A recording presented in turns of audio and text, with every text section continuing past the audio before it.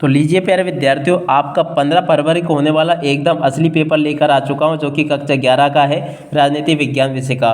जी हाँ प्यारे विद्यार्थियों, पूरा का पूरा राजनीति विज्ञान विषय का पेपर आपको परीक्षाओं में इसी प्रकार का देखने को मिलेगा, जैसा कि आज मैं यहाँ से आपको बताने वाला हूँ। इसलिए आप सब लोगों से रिक्वेस्ट है कि यहाँ से आप सब लोग इस पूरे पेपर को अच्छे से देख लें और पूरा का पूरा पेपर समझ लें। तो देखो प्यारे विद्यार्थियों, कक्षा 11वीं वार्षिक परीक्षा 2025 का पेपर है, जो कि राजनीति विज्ञान विषय का है। जी हाँ प्यारे विद्यार्थियों, राजनीति विज्ञान का पूरा टोटली क्वेश्चन पेपर आपसे परीक्षाओं में इसी प्रकार का पूछा जाएगा, जैसा कि आज मैं यहाँ से आपको बताऊंगा। तो देखो, इस प्रकार का पूरा पेपर होगा। कक्षा 11वीं वार्षिक परीक्षा 2024-25 का पेपर है, जो कि राजनीति विज्ञान विषय का है, जिसमें टोटली प्यारे विद्यार्थियों आपसे 23 क्वेश्चन पूछे जाएंगे और 80 नंबर का पूरा पेपर होगा।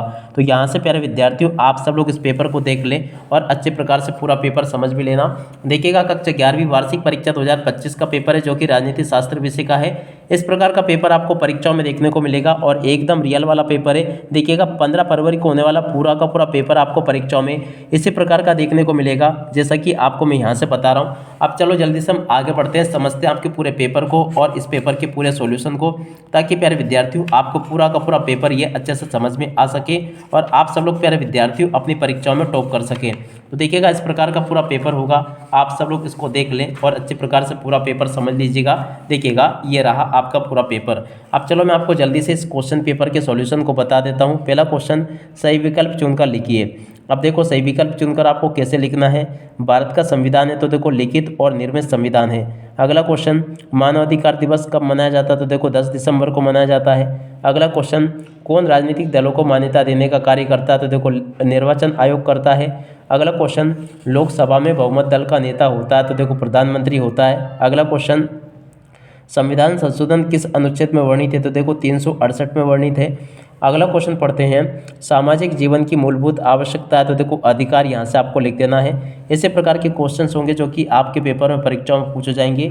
यहाँ तक के सभी क्वेश्चन और उन क्वेश्चन के आंसर मैंने आपको बता दिए।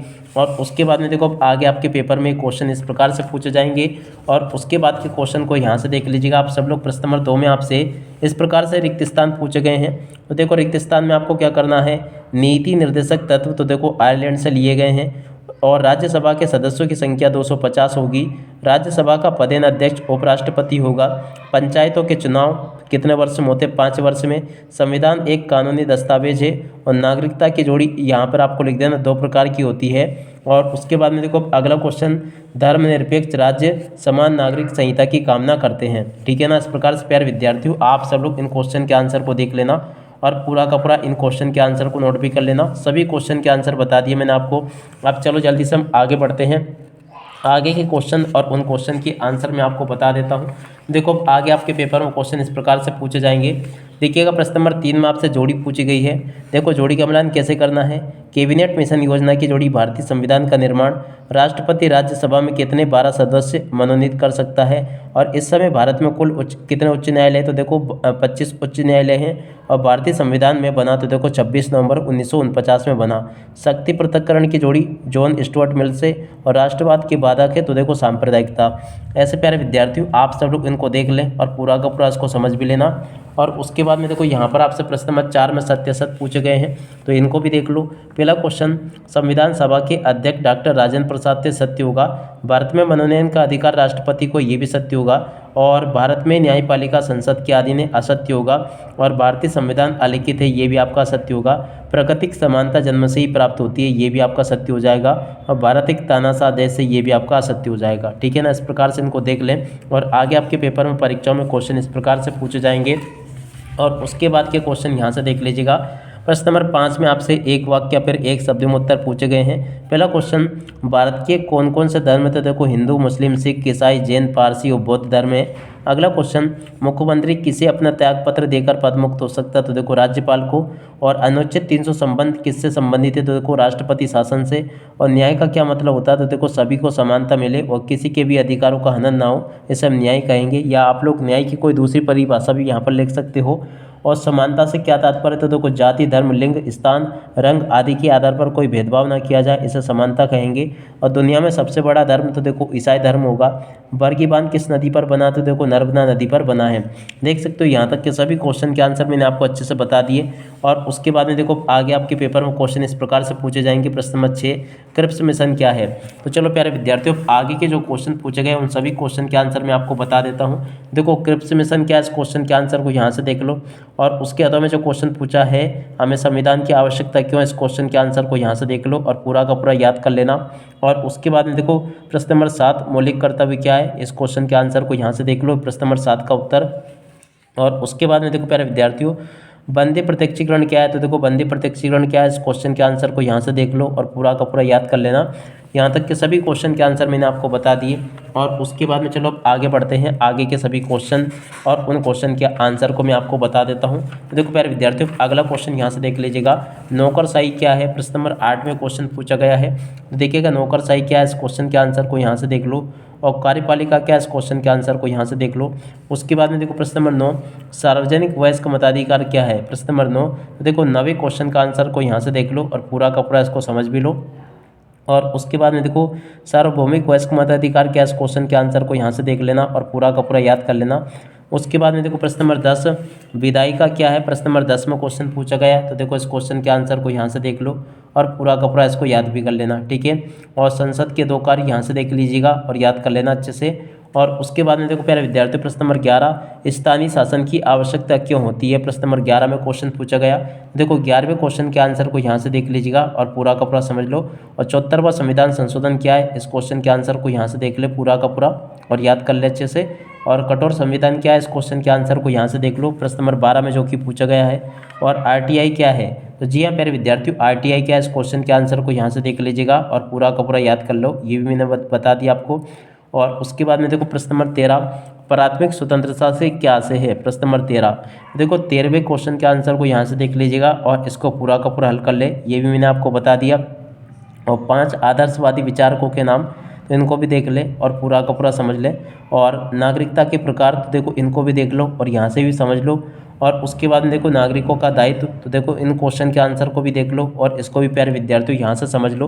A to Z प्यारे विद्यार्थियों, आपके पेपर में आने वाले टोटली सभी क्वेश्चन के आंसर मैंने आपको बता दिए। और उसके बाद में देखो अब अगला क्वेश्चन पढ़ते हैं, यहाँ से आप लोग देख लीजिएगा। और यहाँ पर क्वेश्चन पूछा है, नागरिकता के प्रकार लिखिए। तो देखिएगा प्यारे विद्यार्थियों, नागरिकता के प्रकार यहाँ से देख कर लिख दीजिएगा, ये लिखा शायद इस क्वेश्चन का आंसर, यहाँ से देख लें। और अगला वाला क्वेश्चन, नागरिकों का दायित्व, यहाँ से देख कर लिख देना, पूरा का पूरा बता दिया मैंने आपको। और उसके बाद में देखो प्रश्न नंबर 15, धर्मनिरपेक्षता क्या है, इस क्वेश्चन के आंसर को भी देख ले और पूरा का पूरा याद कर लेना। और उसके बाद में देखो अल्पसंख्यकवाद क्या है, इस क्वेश्चन के आंसर को यहाँ से देख ले और पूरा का पूरा याद कर लेना। और उसके बाद में देखो अगला क्वेश्चन, शोषण के विरुद्ध अधिकार को समझाइए, प्रश्न नंबर 16। देखो इस क्वेश्चन के आंसर को भी देख लो और पूरा का पूरा याद कर लेना। और छिपरा में मौलिक अधिकार को शिक्षा के मौलिक अधिकार को समझाइए, तो देखो यहाँ से आप लोग शिक्षा के मौलिक अधिकार को भी देख ले। अगला क्वेश्चन प्रश्न नंबर 17, लोकतंत्र में चुनाव का क्या महत्व है, प्रश्न नंबर 17। तो देखो 17वें क्वेश्चन के आंसर को यहाँ से देख लेना। और चुनाव सुधार की समीक्षा कीजिए, तो देखो इस क्वेश्चन के आंसर को यहाँ से देख लो और पूरा का पूरा लिख लो। और उसके बाद में देखो अगला क्वेश्चन, भारत एक धर्मनिरपेक्ष राज्य समझाइए, देखो प्रश्न नंबर 18। तो देखो इस क्वेश्चन के आंसर को यहाँ से देख लीजिएगा और पूरा का पूरा इसको नोट भी कर लें। ये भी प्यारे विद्यार्थियों आपको मैं यहाँ तक का पूरा बता चुका हूँ। और अगला क्वेश्चन, समाजवादी पंथनिरपेक्ष राज्य को समझाइए, तो देखो इस क्वेश्चन के आंसर को भी देख लो यहाँ से और पूरा का पूरा याद कर लेना इसको भी। और उसके बाद में देखो अगला क्वेश्चन पढ़ते हैं, प्रश्न नंबर 19 तक के क्वेश्चन हो गए।